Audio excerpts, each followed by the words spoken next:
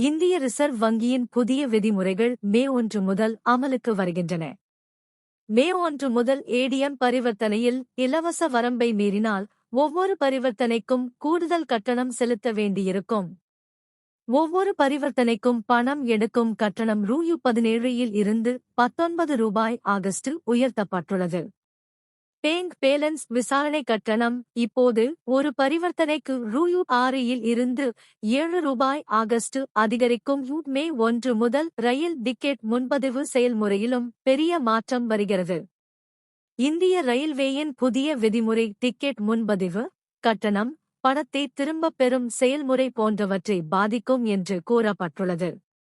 மே 1 முதல் ஸ்லீப்பர் அல்லது ஏசி பெட்டிகளில் காத்திருப்பு டிக்கெட்டுகள் செல்லுபடியாகாது. பொது பெட்டிகளில் மட்டுமே காத்திருப்பு டிக்கெட் மூலம் பயணிக்க முடியும். முன்பதிவு காலம் 120 நாட்களில் இருந்து 60 நாட்களாக குறைக்கப்பட்டுள்ளது. சர்வதேச சந்தை நிலவரம் மற்றும் அமெரிக்க டாலருக்கு எதிரான இந்திய ரூபாயின் மதிப்பு ஆகியவற்றின் அடிப்படையில் எண்ணெய் நிறுவனங்கள் ஒவ்வொரு மாதமும் பெட்ரோல், டீசல் மற்றும் சமையல் எரிவாயு சிலிண்டர்களின் விலையை நிர்ணயிக்கின்றன.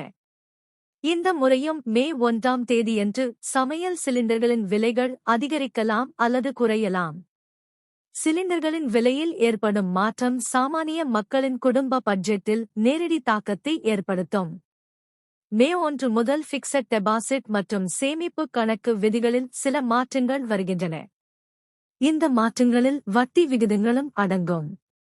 இந்திய ரிசர்வ் வங்கியின் வழிகாட்டுதல்களின்படி ஏடிஎம் பணம் எடுக்கும் கட்டணங்கள் அதிகரிக்க வாய்ப்புள்ளது. ஃபிக்ஸட் டெபாசிட் மற்றும் சேமிப்பு கணக்குகளுக்கான வட்டி விகிதங்களில் மாற்றங்கள் எப்படி இருக்கும் என்று பொறுத்திருந்தே பார்க்க வேண்டும்.